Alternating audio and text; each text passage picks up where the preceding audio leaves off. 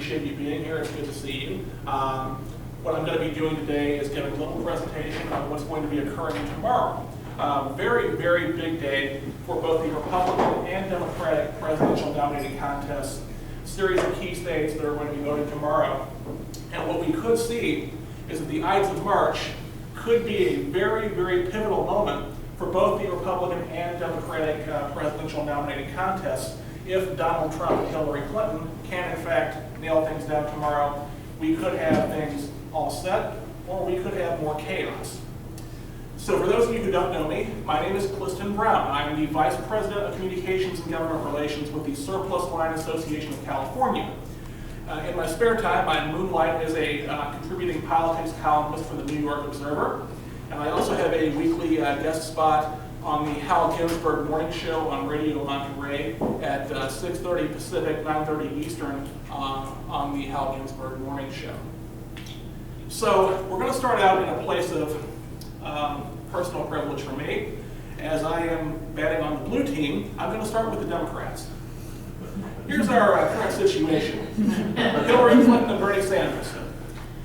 You'll note that it appears that Hillary Clinton has an extremely large lead over Senator Sanders and is more than halfway toward the 2,382 delegates that are going to be required to win at the Democratic Convention in Philadelphia this July.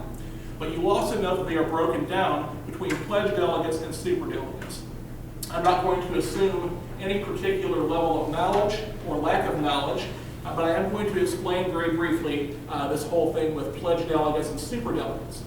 Pledged delegates are the delegates each candidate has won on a state-by-state basis based on primaries and caucuses held in those states.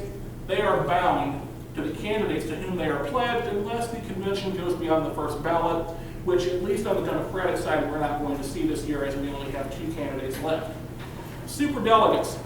It is March Madness time, and the term that I like to use is automatic qualifiers, sort of like you qualify for the NCAA tournament by winning your conference. These are approximately 15% of all Democratic delegates, and they come from the ranks of Democratic governors, Democratic congressmen, Democratic senators, and various other functionaries and Democratic muckety-mucks who happen to be highly placed on the party. So they make up a significant portion of the total number of delegates. They can change their minds at any time. Currently, a lot more of them are pledged to Hillary Clinton than are pledged to Bernie Sanders. But they tend to follow what happens in the primaries. What you see is that theoretically they can go to anybody, but in reality, since the superdelegate system was created by the Democratic Party in 1982, they have never once taken a nomination away from a candidate who entered the convention with the most pledged delegates. In 2008, Hillary Clinton had a very large initial lead with the superdelegates, and so it looked like she was way ahead of Barack Obama. But as he began establishing a lead among the delegates and in the popular vote, a lot of the superdelegates began switching sides. And they would really only intervene in a very extreme situation, which I will describe a little bit more in the coming slides. So in short, this gigantic lead she appears to have over Bernie Sanders is not nearly as big as it looks. Even though she's halfway there, and he's less than a quarter of the way there, if in fact he overtakes her among pledged delegates, what you're going to see is that these superdelegates will shift. The only circumstance under which that would not happen is if there was some sort of catastrophic event. Say, for example, that a particular candidate who comes into the convention a little bit short of the 2,382 delegates needed to win gets indicted. Not saying that would necessarily happen, but there was some sort of major scandal, some sort of health crisis, and that person did not have a majority. The superdelegates could intervene and give the nomination to the other candidate. But I suspect that is the only circumstance under which you would see such a thing happen. For Bernie Sanders, the name of the game tomorrow is he has just got to stay alive. What we've seen so far in the primary and caucus process is that Hillary Clinton has done extremely well in the South, throughout the South. She has won every Southern state, she's won it big. She's won black voters, she's won white voters. Outside the South, not so much. He's holding his own there, he's doing pretty well there. She's losing white voters and not winning as big among black voters outside the South. Tomorrow is really the last day we're going to see any southern states, the best part of the map is over with for her. So it becomes an expectations game as much as anything else. If she can't put him away tomorrow, then he can stay alive. And that's crucial, because the longer he stays alive, the better chance he has, just as in the closing minutes of a basketball game, the closer the underdog stays, the better chance they've got to win. The name of the game for him is that he's got to stay in it. If she wins 4 or 5 states tomorrow, you're going to start seeing the narrative shift. Okay, Hillary's out of trouble now. She's on her way. She's got it nailed down. She's going to cruise. And that can have an effect on voting behavior in later states. Everybody loves a winner. And sometimes when your candidate is losing, you get discouraged. You might decide, it's not worth it. I'm going to stay home. Expectations game is going to be crucial. So here's the roadmap for tomorrow on the Democratic side. 5 very key states with a lot of delegates. You'll notice that there are 3 types of primaries that I described here. A closed primary, an open primary, and what they refer to as a semi-closed primary. A closed primary, this is crucial because it's limited only to registered Democrats. This is very good for Hillary Clinton. Typically she's winning among Democrats, but she's getting her head handed to her by independents and crossover Republicans who cross over into the Democratic primaries. Illinois, Missouri are open primaries. You go up on election day, on primary day, and they ask you, do you want a Democratic ballot or a Republican ballot? You're not registered with any particular party, you pick whichever one you want that day.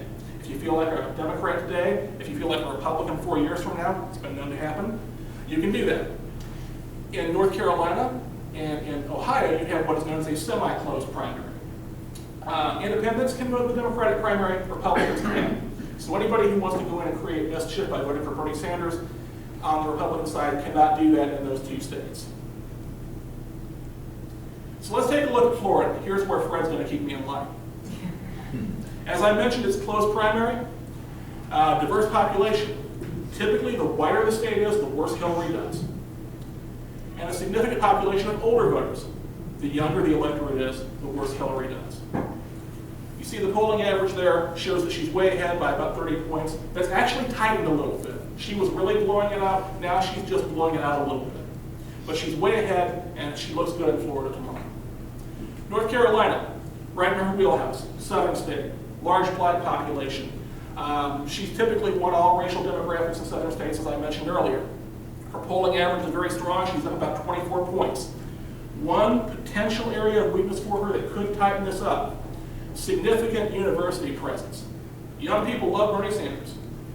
And you can see that she does very poorly, perhaps, in the research triangle area tomorrow. Might tighten her margin a little bit, but it looks like she's in pretty good shape in the target state. Now we get into areas that look like some danger zones for Hillary Clinton. Illinois, independents and crossovers have helped Sanders traditionally in states such as Michigan, where she had a large polling lead and ended up losing because she lost independents by a very large margin. The population here, it diverges a little bit. Certainly large populations of black voters on the south side and the west side of Chicago can be expected to help her quite a bit. But you get up that north part of Lake Michigan there, the North Shore, the Volvo wine and cheese set. A lot of them are going to like Bernie Sanders. Downstate, suburbs, some of them are very blue collar, and that's been in his wheelhouse as well. Now you look down here at the polling average, and you see something that's going to be a very, very big concern to Hillary Clinton. As of the most recent polling statistics I found today, she has about a 2.5 point lead roughly. A week ago that was over 20. Her numbers are bottoming out. You're going to see the same thing in Ohio. As I mentioned, here's a state that looks a lot like Michigan. People in Ohio don't want to hear that because Ohio and Michigan don't like each other very much. We understand that. But let's go with this for a minute. Demographically very similar, heavy proportion of blue-collar workers, about the same percentage of black voters, but a little less than Michigan. And again, you see down here that we have a very competitive polling average. Clinton up by about 6 points. A few days ago, that was 20. So again, her numbers are falling off very seriously in Ohio. Then we've got Missouri, the show-me state. And Missouri's going to have to show us something because there's almost no polling data. So nobody really knows what's going to happen, but I'm going to venture some guesses. There are significant black populations in or near St. Louis and Kansas City, of course. That's going to be good for Hillary. But the rest of the state looks a lot like some states that have gone for Bernie Sanders, such as Kansas and Nebraska and Oklahoma. Iowa, on its north side, was a very close state. A lot of Bernie Sanders people feel that he did win it and was cheated. So Missouri looks a lot like a state that could go to Bernie Sanders. Bottom line, Clinton's going to win big in Florida and North Carolina. So she's going to add to her pledged delegate lead regardless of what happens in the other 3 states. But losing 2 or more of those states, you're going to start seeing a lot of bad headlines for Hillary Clinton. What's wrong with Hillary Clinton? What's wrong with her campaign? Why is she bottoming out?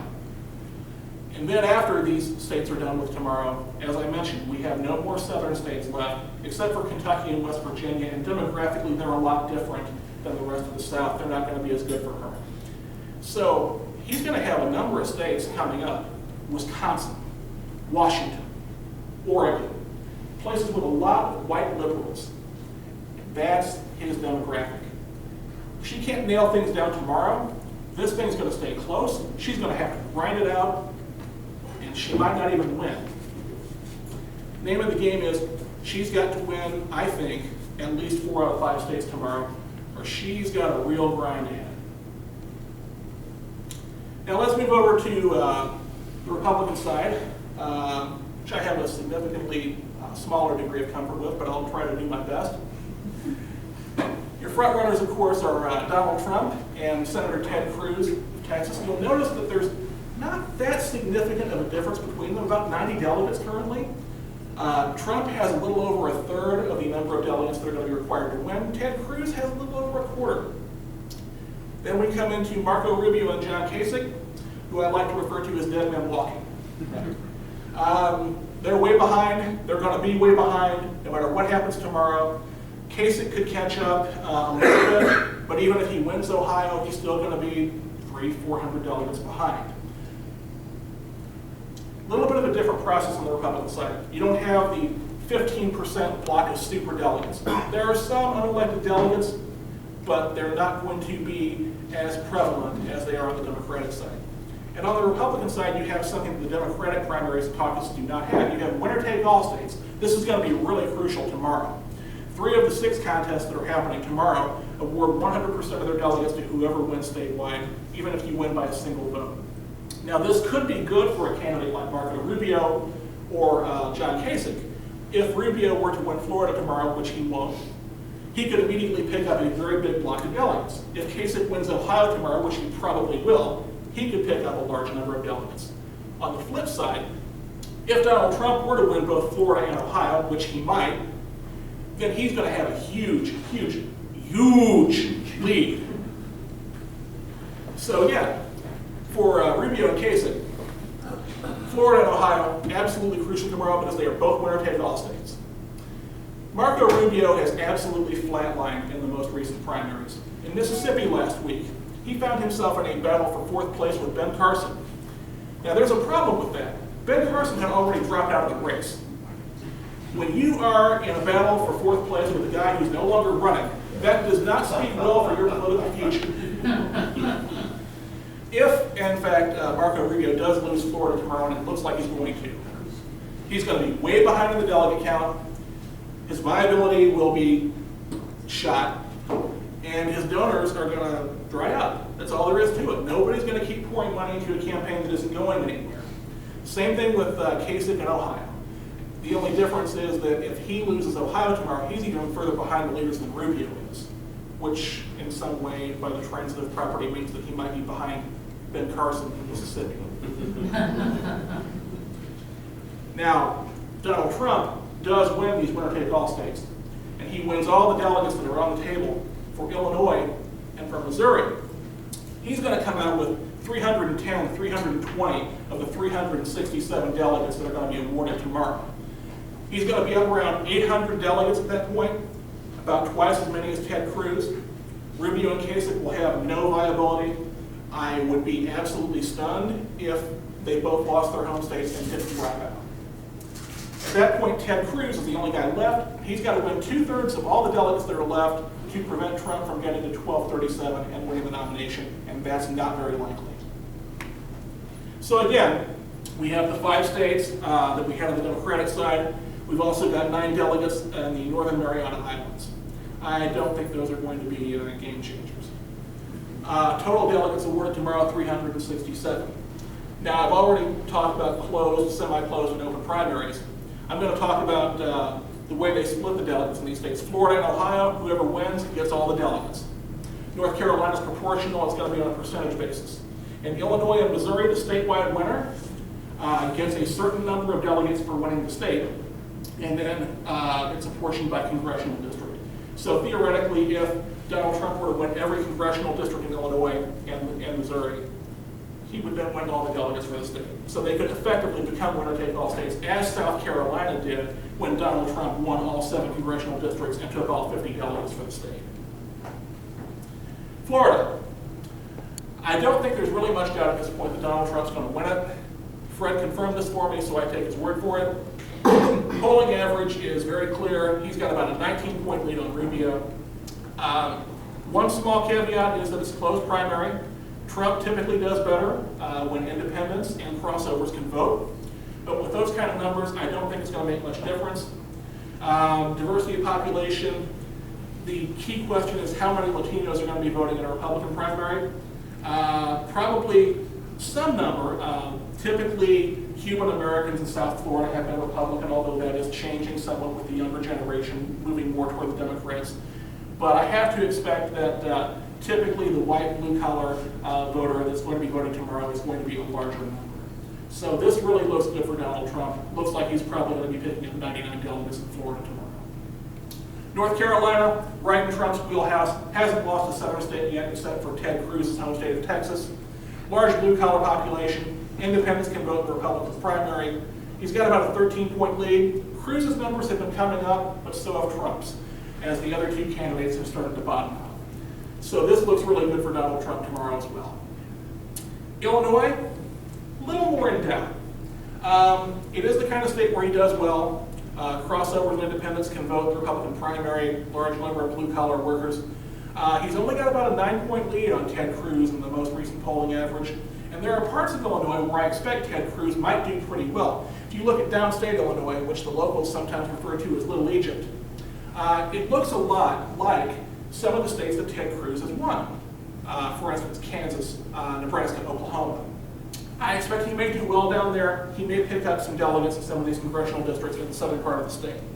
But Trump does have the lead. Looks like he's probably going to win it. Ohio. This is going to be the really interesting primary on the Republican side tomorrow. Semi-closed, independents can vote in the Republican primary. That's going to be to Trump's benefit. But then again, John Kasich is pretty popular with independents in Ohio too, so it might not be as big of an advantage for Trump as it typically is. Kasich is very popular with his home state Republicans, and in a development that happened a few days ago, Marco Rubio, as part of a strategic move to try to stop Trump, asked his supporters in Ohio to vote for Kasich instead, so that Donald Trump would not win all 66 delegates in the Buckeye state. So we see that in the most recent polling average, Kasich has moved ahead of Trump by about 3 points. Cruz further back. Rubio was closer to 10% a few days ago. I think we are seeing that his support is migrating to Kasich as he has requested. And then again, Missouri, we really don't know much about what's going to happen in Missouri. There's not been a lot of polling data in Missouri, but it does look a lot like some of the states that Ted Cruz has won. So it looks like that could be his best chance to pull out a win tomorrow and not get shut out. So here's the deal. If Rubio and Kasich don't win their home states tomorrow, they're done. And even if they do win these do or die states, they're going to die anyway. Cruz has to win Missouri tomorrow just to get a win on the board. It doesn't look like he's going to win anywhere else. I mean, he could possibly pull an upset in Illinois. It doesn't look real likely, but it's possible. Regardless of what happens, Trump's going to be the front runner. But if he doesn't win 3 or 4 states, it's a disappointment for sure. Bottom line is, if he wins Florida, Ohio, cleans up in Illinois, cleans up in Missouri, wins big in North Carolina, he's going to be too far ahead to stop. The Republican nomination will basically be decided tomorrow. So I'm going to make a few predictions here.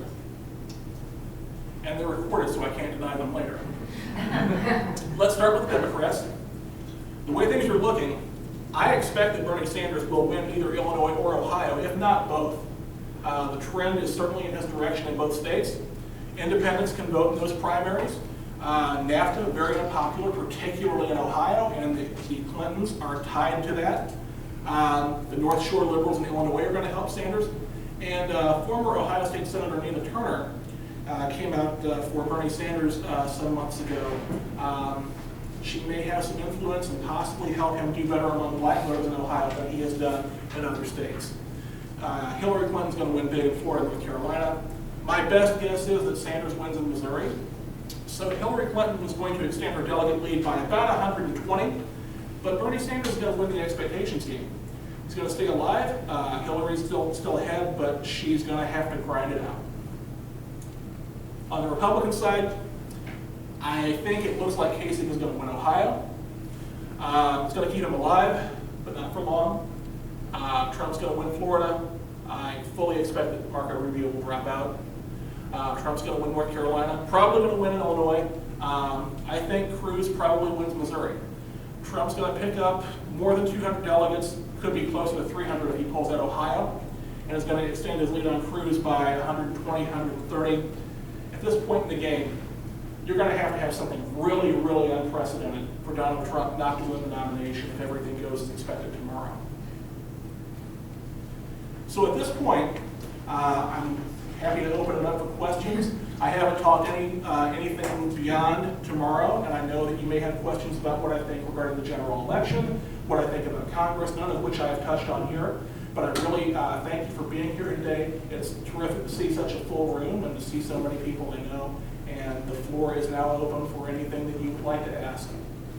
Jerry? What's the odds of a brokered convention on the Republican side? I don't think it's probably as high as a lot of the news media would like it to be. I think after tomorrow we very clearly have a two-man race on the Republican side. After tomorrow we have two other people who have pockets of delegates, but not that many. And unless things are really, really tight between Trump and Cruz the rest of the way, he's going to get to 1237. I would say at this point the odds of a brokered convention on the Republican side, 15%. Have you actually done the math out on that, getting to the 1237? Because even if he picks up the 200 tomorrow, he's still got less than a majority of the delegates that are going into that convention. He does and have, arguably, if he has one less than the required 1237, it is a brokered convention. he does at this time, but as we narrow to a two-person race, there are going to be fewer people divvying up the delegates. But you're assuming that it becomes a two-person race after tomorrow. And if the Republican establishment continues with an anyone but Trump position, they will support whoever can win in any given state, and it won't be a two-person race. If that is the way it plays out, then there's a chance. But I would be very, very surprised if Marco Rubio loses badly in Florida tomorrow that he stays in the race. Kasich probably will stay in. I really do believe at this point he's going to win Ohio. And he may get a boost. But I find it very hard to imagine where he's going to do well. In a lot of the states that have taken place so far, he has really dragged at the bottom end, except for the last week or so when Rubio has fallen on hard times. So you do make a very good point, and it's very possible. But there's something else that occurred to me as I was preparing this morning for this that I think I should also bring up here, which is we have a very, very interesting situation whereby if Donald Trump does go into the convention slightly short of the majority, say he's got 1,100 delegates, say he's got 1,000, maybe he's got 1,236. At that point, certainly if everybody else could band together, they could stop it. But it's been a very, very long time since we've had a situation like that, and the American electorate and the American electorate's view of what's supposed to happen at one of these conventions has changed significantly. The last time we had anything that looked like a contested convention on the Republican side was 1976, when Ronald Reagan battled incumbent President Gerald Ford down to the wire. And ultimately, Ford did win on the first ballot, but it was very, very close. That was really the last time that we went into a convention on either side in which nobody knew who was going to win. Over the last 40 years, the public has become very used to the idea that the votes of the public in the primaries, in in the caucuses determine who wins the nomination. We've not, almost very, very few people who have been voting over the last 40 years at any time voted in an environment where you had real doubt as to what was going to happen going into the convention. There used to be a situation before 1972, roughly, where you didn't have primaries and caucuses in every state. Sometimes the party bosses picked the delegates. Sometimes you had county conventions or state conventions. It's a different situation now. The public really believes that whoever goes into the convention with the most votes and the most delegates is and should be the nominee. Trump's supporters, they feel very disenfranchised, they feel very angry. They see a country that is vastly different from what they ever expected it would be. They truly believe their country is being taken away from them. If Trump goes into this convention with the largest number of delegates, the largest number of votes, they're going to think this has been taken away from them too. And that is going to be an electoral bloodbath for the Republican Party. If he goes in as the leader and the party bosses take it away from him, you're going to see a bunch of really angry people who are going to want to have nothing to do with the party. And that may not be the worst of it. I mean, if you have a situation like that, shades of Chicago 1968, Cleveland could be a real mess if you have that situation. If he's the candidate in the general election, God forbid, the other half of the party won't get the money, so it's over. Either way, it's over. You know, it's one of those damned if you do, damned if you don't situations. I really think, though, that if it comes down to it, based on the expectations of the American voter, if Trump is denied the nomination at the convention, even though he went in as the leader, it could be that the cure is worse than the disease. Just If he's in the general election, the other side wins. That may be true. On the flip side, he is bringing in a lot of voters who typically have not voted Republican in the past. Blue-collar people who have really struggled. You look at the electoral map over the past 6 cycles, dating back to 1992. And there are a certain number of states that have gone Democratic every time, a certain number of states that have gone Republican every time. That's to the Republicans' disadvantage because the Democratic states come out to about 242 electoral votes. You need 270 to win. So the Democrats, in a normal election, as we've seen over the past 6 cycles, go in with 90% of the electoral votes they need. The Republicans go in with 101. So the Republicans almost have to run the table in all the states that are available to them in order to win the election, which is what George W. Bush had to do by the skin of his teeth in 2000, and again, very closely in 2004. You look at the electoral vote totals. 1992, Bill Clinton, 370. 1996, Bill Clinton, 379. 2008, Barack Obama, 365. 2012, Barack Obama, 312, or 322. Sorry, that was 332. George W. Bush, 2,000, 271, 270 needed to win. George W. Bush, 2004, 286, 16 more than needed to win. He lost Ohio, he lost the election despite winning the popular vote by 3 million votes. Serious disadvantage to the Republicans. So, how do you change the game? Well, if you get a lot of blue-collar workers in places like Pennsylvania, Wisconsin, Michigan, who end up switching sides, that could upset the apple cart. Trump could actually be in a better position than you might expect. But here's the flip side to that. Trump's going to get clobbered among Latinos. Just absolutely clobbered. If Trump is the Republican nominee, we are going to see a level of Latino participation and a level of Latino support for the Democratic Party that we've never seen before. There goes Nevada. There goes Colorado. Maybe Arizona. Close, but maybe. And in certain states, industrial states, which have large pockets of Latino voters. Ohio, Michigan, even Virginia. So you could see him shake up the map, but he could shake up the map in a way that's almost as bad for the Republican Party as it is good. You actually show Bernie as having a reasonable shot at getting the nomination, and you have Trump as most likely getting the nomination. So where does that leave us in terms of a third-party candidate if that's the lineup? If a third-party candidate is going to happen, it has to happen pretty soon. Some states have filing deadlines coming up in the next few weeks, so it really depends on your strategy. I wrote an article for The Observer a couple of weeks ago in which I outlined a way that the Republican Party could stop Trump even if he won the Republican nomination.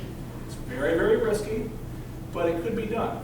Let's say, for instance, you targeted the 7 states that Barack Obama won by the closest margins in 2012. We're looking at Florida, Ohio, Pennsylvania, Colorado, Iowa, New Hampshire, and Wisconsin.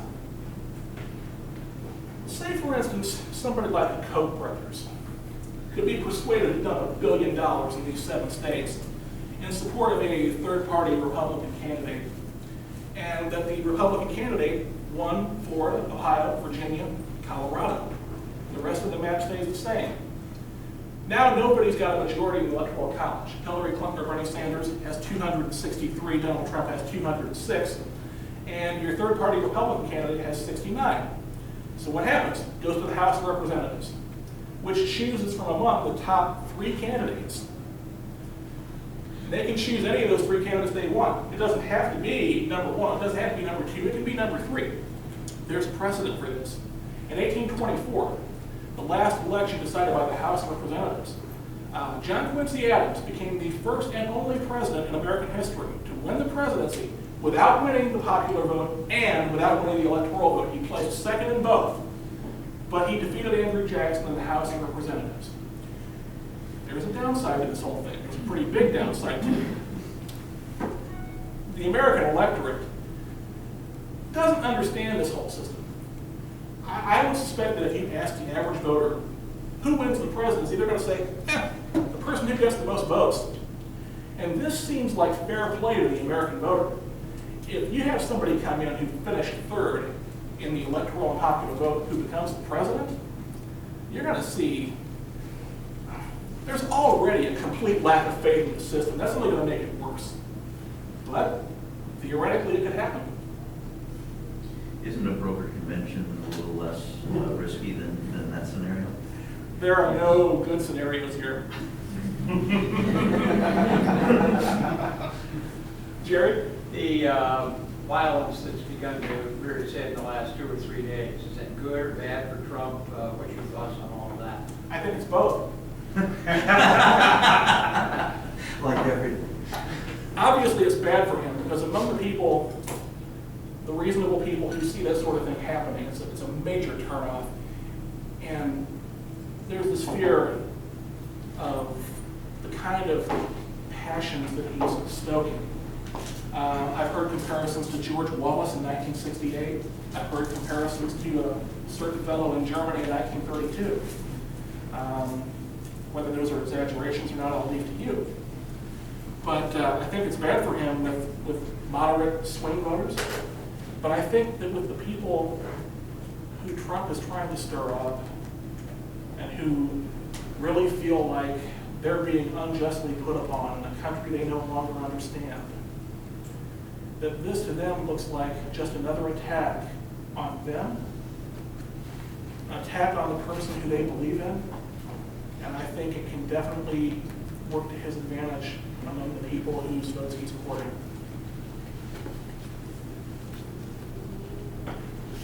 Yes? How big does the Senate swing if Trump is the nominee? That's an interesting question.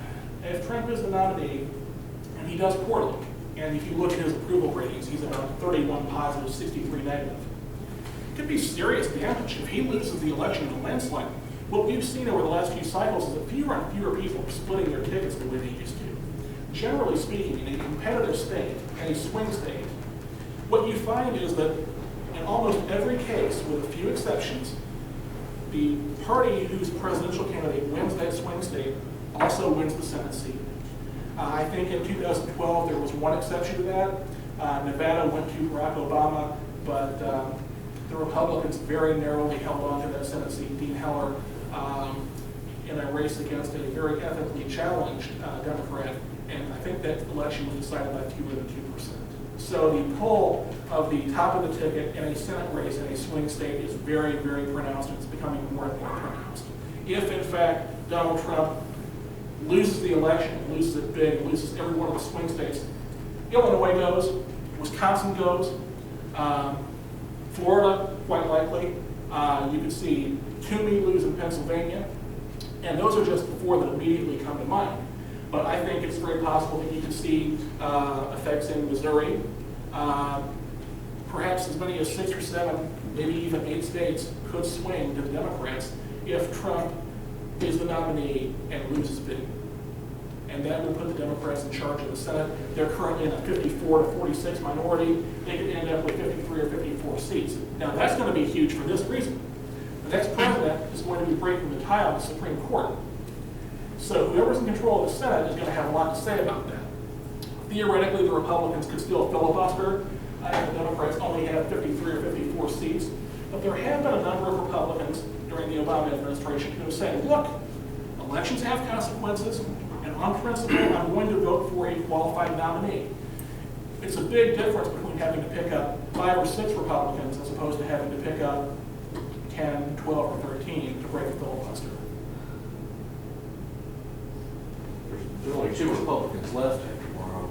Doesn't Cruz have momentum to, or what are the chances Cruz has momentum to win the 2/3 that he needs? So far, with basically one exception, Ted Cruz has not won a lot of big states.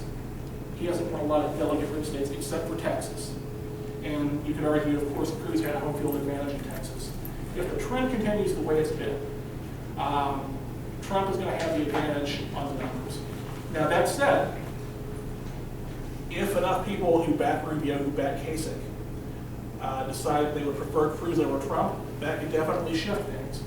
But I can't imagine that all of them are going to end up going to Cruz. Some of them are going to go to Trump. The big question is, what's the percentage? Yes. I would say that Cruz gets a marginal advantage out of it, but I don't think it's huge.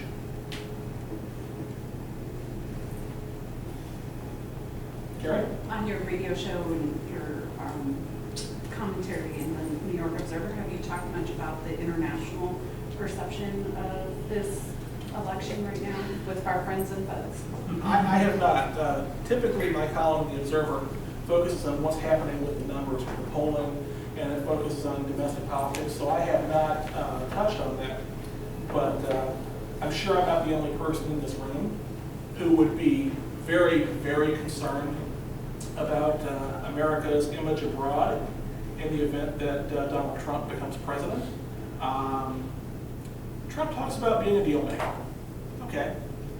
But what I'm seeing of him on the stump leads me to believe that he might not be the most diplomatic person. And that's crucial in international affairs, so I think that it's an area of real concern.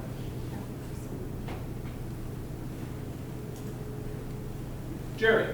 Trump, Clinton in the general outcome. Clinton wins. Might be closer than we expect. She has had serious problems with the Democratic primary among blue-collar voters. If that continues, then he could give her a run for her money in a number of Rust Belt states that have not gone Republican in a very, very long time. We're talking about Michigan, which last went Republican in '88, Wisconsin, which last went Republican in '84, Pennsylvania, which last went Republican in '88. These could all be areas of concern. But ultimately, I think there are probably enough people who would be repulsed by a Trump nomination that she does win, and she wins by a very, very similar margin and a very, very similar map to what we saw with Barack Obama in 2012, or maybe even 2008, when he won a larger victory and picked up some states that Democrats don't typically win, specifically North Carolina and Indiana. Let's look at things longer term, and a lot will obviously depend what ends up happening in November, but given the divisions within the Democratic Party, which are very severe, and given the divisions within the Republican Party, which are even more severe, what are the chances of a significant realignment of our party system in the next 4 to 8 years? years? We have a really interesting situation in that in the beginning decades of our country, parties didn't last as long as the Democratic and Republican parties have lasted. The Democratic Party was founded in 1828 and has been one of the two major parties since. The Republican Party was founded in 1854. Since that time, I believe we've only had one election in which one of those two parties did not place in the top two in the presidential contest. We've never had more than a handful of non-Democrats or non-Republicans who have been elected to Congress. And so we have a party system which has essentially been very stable since 1854.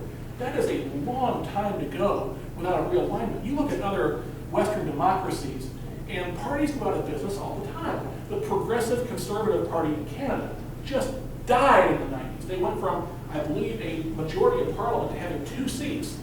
So now you have a new Conservative Party in Canada that was founded on the ashes of the Progressive Conservative Party. So it's very, very unusual that we have 2 parties last this long in Western democracy, and both parties to me look like they're very, very ripe for a crack-up. The Republicans may happen first, but the Democrats' time is coming.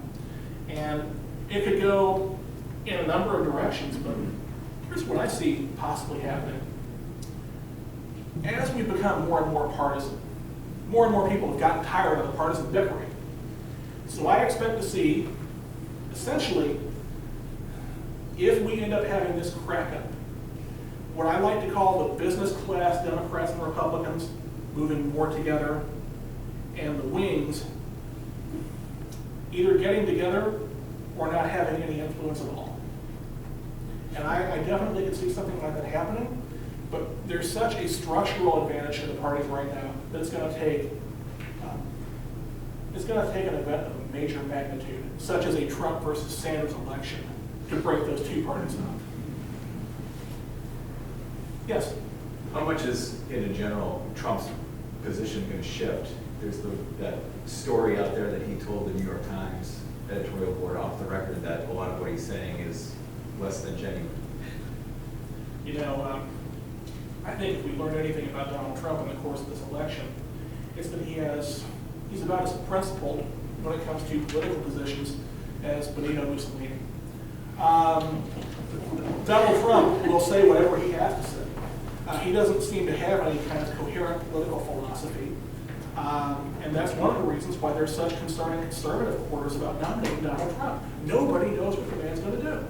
I fully expect that whatever he thinks sounds good to his audience is what he will say.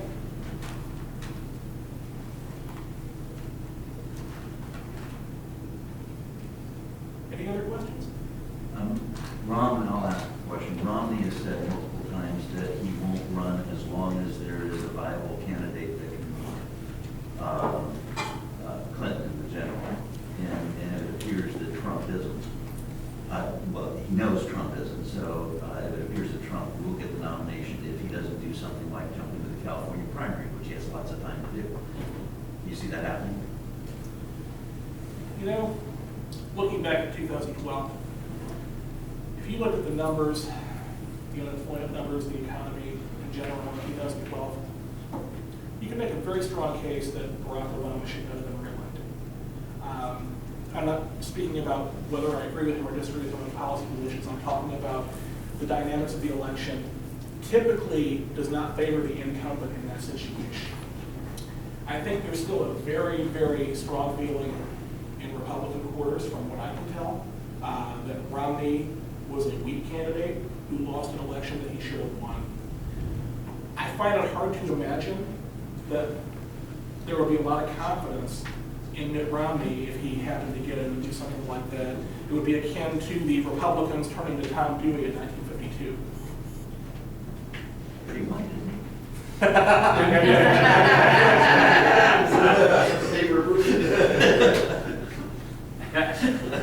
Anybody else? Yes, sir. One more.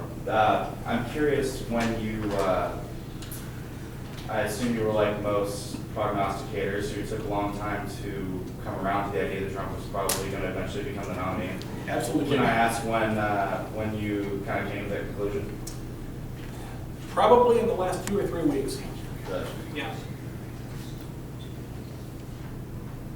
As I did the numbers and looked at who I thought might be dropping out, and looked at the momentum that he has, it looks to me like it's going to take something very unprecedented and very unexpected to keep him winning the nomination.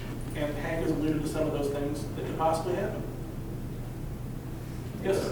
Apologies for walking in late, you already did this, but it seemed from when your statement about the next president and choosing the Senate, or the Senate, at least, choosing the next Supreme Court, have we just concluded that we're not going to have a Supreme Court nominee at all this year? I mean, I think I agree with you.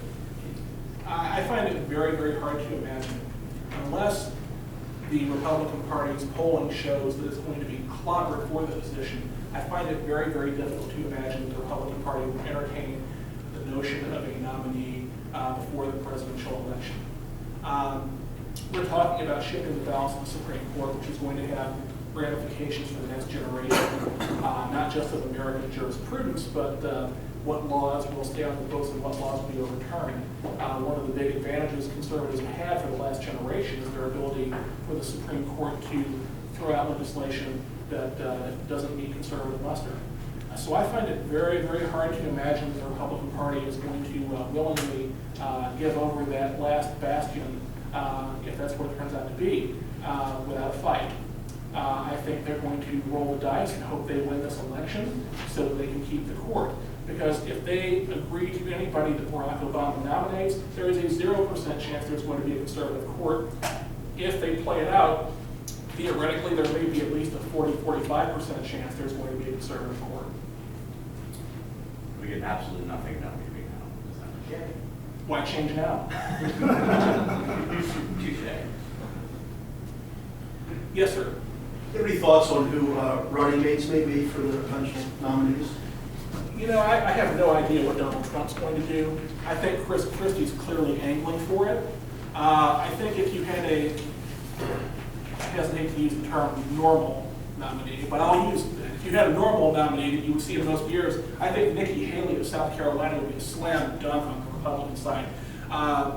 Sharp, smart, has done a great job in South Carolina and handled that controversy with the Confederate flag beautifully. So I think if you had perhaps Ted Cruz, maybe Nikki Haley on the Republican side. If it's Trump, it could be Chris Christie, it could be his butler. On the Democratic side, you have a situation where if Hillary Clinton is in fact the nominee, you're going to have a lot of very, very disappointed progressives.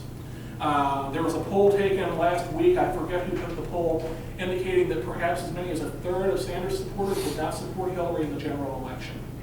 And so she's going to have to do something to get progressives on board. But on the other hand, if she wants to ensure that she continues to have the support of the minority communities that she's having right now, maybe she's got to go with somebody who isn't a white candidate. So one name that I've heard bandied about a bit in terms of mollifying the progressive wing is Senator Sherrod Brown of Ohio.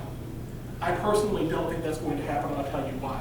There's a fellow named John Kasich who's governor of Ohio, and the Senate could be about 50-50, and if Sherrod Brown becomes vice president, then the next senator from Ohio is a Republican.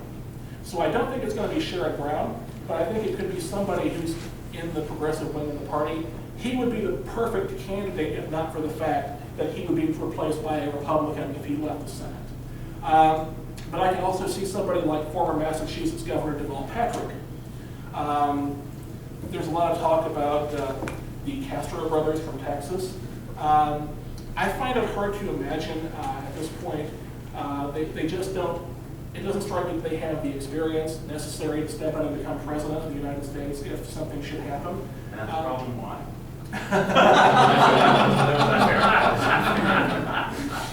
But I suppose it's possible as well. On the other hand, if Donald Trump is the nominee, I think there's going to be an avalanche in terms of Latino turnout and Latino Democratic support. So you may not need to really boost turnout or support among that group by putting a Latino on the ticket. So there's also talk about Senator Tim Kaine of Virginia, who seems like a very solid choice. I've always subscribed to the theory that your vice presidential candidate can't really help you. Nobody's going in that booth and pulling the lever for the vice president of the United States. The vice president can only hurt you if you pick a real loser, Sarah Palin. And I think that if you look at the turnout patterns and some areas that went Democratic in 2008 that would never go Democratic, or went from 70% Republican to 60% Republican, like the suburbs around Indianapolis, you can attribute some of that to some concern about Sarah Palin being a heartbeat away from the presidency, or a lack of confidence in McCain for having made that selection. So I'm not sure that either candidate, whoever emerges, is ultimately going to improve his or her position, but if they pick wrong, they can hurt their position. Listening.